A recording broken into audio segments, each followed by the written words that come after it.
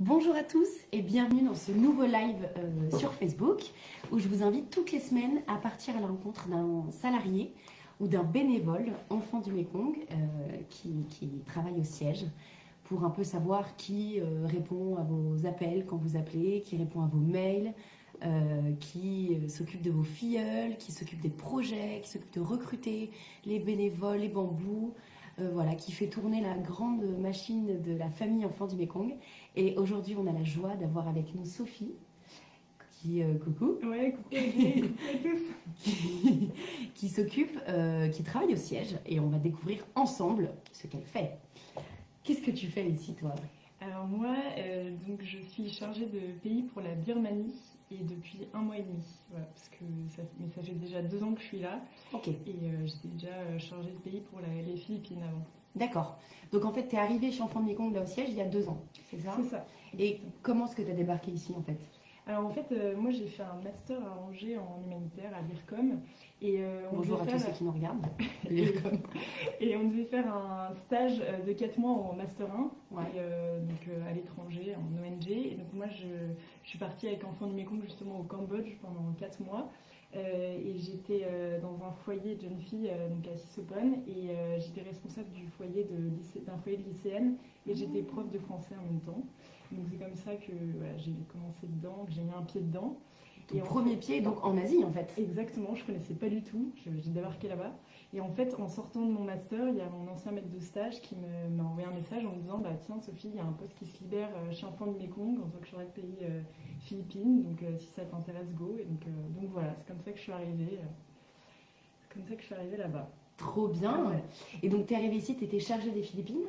Vous étiez 2, c'est ça, sur les Philippines, à travailler en tout cas à Asnières. Ouais, exactement. Et un nombre incalculable sur le terrain. Et qu'est-ce qu'on fait quand on est chargé de Philippines alors, concrètement, tous les jours? Ouais, alors en fait, en tant que chargée de pays donc Philippines, il y a 2 parties, je dirais, dans le travail. En fait, notre objectif, c'est vraiment de faire le lien, le pont entre les parrains qui sont en France et avec le terrain. Ouais. Et donc, en fait, notre travail s'appuie surtout sur des volontaires qu'on envoie, des bambous. Et donc, moi, j'ai pu en suivre 9 l'année dernière. Et donc, en fait, au quotidien, le matin, je dirais, je m'occupe de l'Asie. Ouais. Donc, j'ai tous les appels avec les volontaires pour suivre leur action sur le terrain. Et l'après-midi, je suis plus tournée vers les parrains, donc répondre à toutes leurs questions que j'ai pu obtenir grâce au bambou. Trop bien. Donc tu t'adaptes aux horaires aussi à l'heure philippine. Ouais, pas le choix malheureusement avec le décalage horaire. Ouais, et donc tu travailles le matin et l'après-midi Plutôt France quoi. Plutôt France. Donc Voilà. c'est-à-dire que tu règles un peu les problèmes que les parents peuvent rencontrer ça, avec leur exactement. parrainage. C'est ça exactement, toutes les questions qu'ils ont, voilà, notamment en ce moment beaucoup de questions Covid, tout ça, Ouais. correspondance, et aussi il y a tout ce qui est gestion des projets, enfin voilà, ça. D'accord. Ça tourne un peu comme ça. Et alors du coup, pour se rendre compte un peu de la réalité des Philippines, quand on est chargé de Philippines, mais depuis Asnières, on doit se rendre, j'imagine, sur le terrain souvent quand même. Ouais, complètement. Donc on a la chance de partir 2 fois sur le terrain par an à peu près, et c'est trop chouette. Enfin, la première année, je suis partie 1 mois après, je venais d'arriver. Je suis arrivée 1 mois et je suis partie directement 1 mois sur le terrain. Et enfin, trop bonne expérience. J'ai été d'abord 1 semaine en immersion dans un programme. Parce que je connaissais encore rien à notre action là-bas et en fait c'était incroyable parce que ça m'a fait découvrir vraiment le quotidien des responsables de programme là-bas. Enfin, en fait c'est le réseau de bénévoles sur qui on s'appuie et c'est vrai que d'ici on se rend pas compte de ce qu'ils font et donc là j'ai vraiment vu l'importance de leur travail. J'ai pu aussi découvrir le quotidien de certains filleuls, donc c'était hyper riche. Et après du coup j'y vais à peu près 2 fois dans l'année sinon, et les autres fois c'est pour pouvoir rencontrer tous les responsables locaux, faire des réunions avec eux, aussi les remercier pour le travail qu'ils font pour nous, voilà, montrer qu'on les soutient quoi, depuis le siège. Quoi. Bien sûr, parce qu'en fait ces responsables locaux là aux Philippines, c'est des gens qui travaillent tous les jours bénévolement pour s'assurer que les parrainages C'est ça. et les filleuls vont bien à l'école, que les parrainages Exactement. vont bien. Et surtout, donc les trois quarts, ils ont déjà. Enfin, on s'appuie sur beaucoup de communautés religieuses, mais on s'appuie aussi sur des réseaux de professeurs ou d'autres personnes qui ont des métiers à côté, quoi. Donc ils font ça dans leur temps libre le week-end ou le soir. Donc c'est vrai que. C'est dingue. Ouais. Ça doit rebooster, nous, quand on est chargé Philippines depuis Asnières, de voir que tous ces gens-là, ils comptent pas leur temps. Ouais, c'est clair. Qui passent leur week-end là-dessus, c'est vraiment impressionnant, quoi. Dingue. Ouais. Et du coup, ça te donne la force nécessaire, toi, quand tu rentres ici, Complètement. Tu gères autrement ton travail une fois que tu vas... Ouais, complètement. Après, t'es boosté pour les 6 prochains mois et c'est extraordinaire. Et puis même après, pour garder le lien avec les responsables locaux, quand on doit être par mail ou voilà, par téléphone, c'est plus simple de mettre un visage derrière, quoi. Donc complètement, c'est hyper Trop boostant. bien.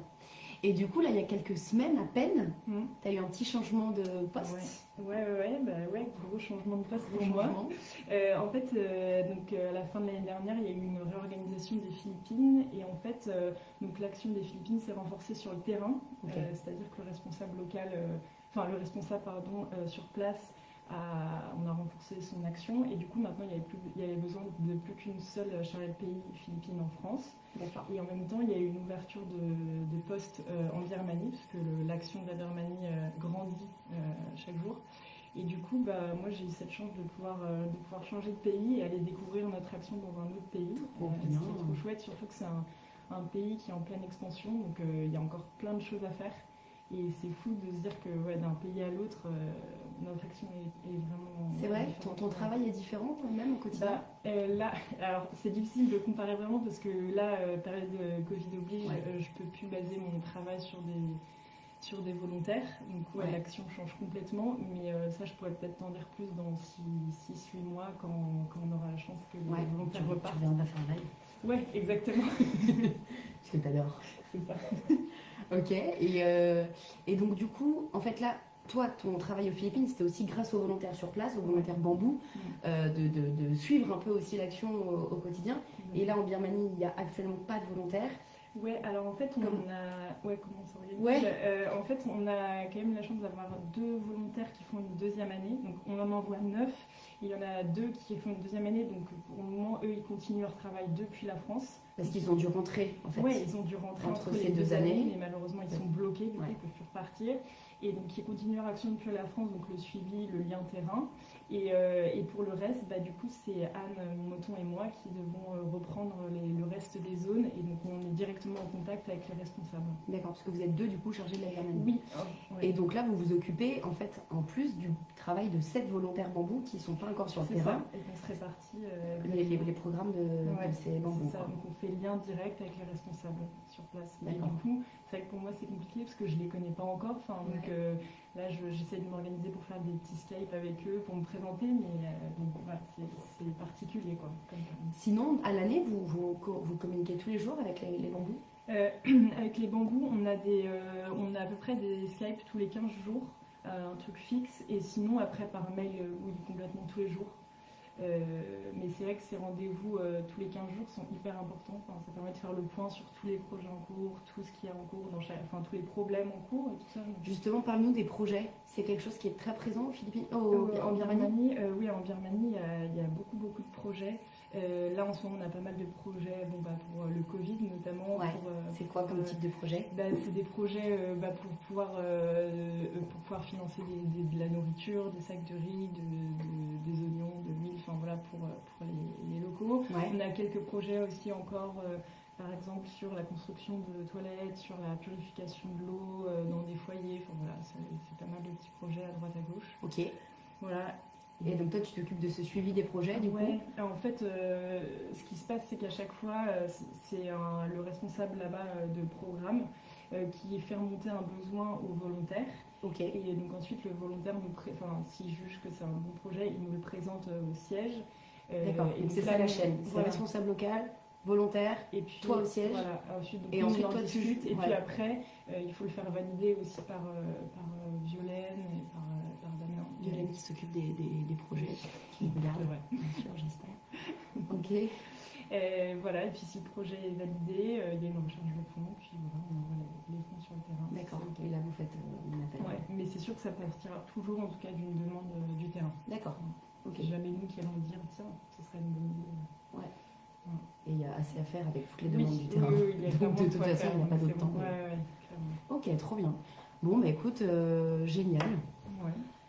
Donc là, en ce moment, ouais, donc là, avec le Covid, du coup, c'est un peu... c'est compliqué. L'action est difficile. Ouais, bah ouais, parce que du coup, là-bas, les virements sont de nouveau confinés. Voilà, et donc on essaye tant bien que mal de suivre les filleuls et de pouvoir quand même du coup utiliser l'argent du parrainage, mais pour autre chose, pour la nourriture, pour d'autres besoins qu'ils ont, parce que ils peuvent plus travailler, enfin les parents ne peuvent plus travailler. Voilà, et puis bah, après c'est très l'avenir est très incertain, on ne sait pas quand est-ce que nos volontaires pourront partir. Donc, bon, on espère qu'ils pourront partir bientôt, parce qu'en tout cas, ils sont sur les starting blocks. Ouais, ils sont déjà formés, ils sont incroyables. Ils n'ont plus qu'à partir. Ouais. On va terminer sur une note positive. Ouais. Tu me racontais l'histoire d'une filleule qui venait d'être diplômée. Oui, ouais. En fait, on a en Birmanie, pardon, le bac, l'examen du baccalauréat qu'on appelle le matriculaire exam est très difficile à obtenir. Je crois que c'est quelque chose comme 20 ou 30% des virements qui l'obtiennent. Enfin, c'est vraiment hyper compliqué. Ouais. Et du coup, là, on a eu super nouvelle. On a eu une jeune fille qui l'a eu du premier coup. Et donc c'est trop chouette. Donc malheureusement elle est bloquée pour le moment pour la suite de ses études, mais en tout cas voilà, super nouvelle. Trop cool. Pour la tête. Ah oui, elle va être infirmière, c'est bien ça? Ouais. Trop bien. Donc, trop bien, on espère qu'elle pourra le faire. Ouais. Bon bah quelle fierté pour nous et pour les parents en tout cas. Ouais. Pour tout le monde sur place. Merci beaucoup de nous avoir raconté un peu ton travail ici. Si vous voulez suivre des nouvelles de la Birmanie, je vous invite à rejoindre le groupe Facebook Les Amis de la Birmanie, qui est maintenant relié à la page Facebook Enfants du Mékong.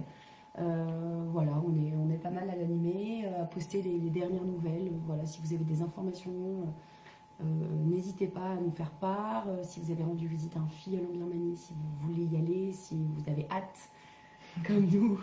Voilà, n'hésitez pas à rejoindre ce groupe Facebook. On vous donnera toutes les nouvelles en tout cas. Merci beaucoup de nous avoir suivis pour ce nouveau live. Merci beaucoup, Sophie. Merci à vous. Et puis à la semaine prochaine pour rencontrer une nouvelle personne. Très belle journée à tous.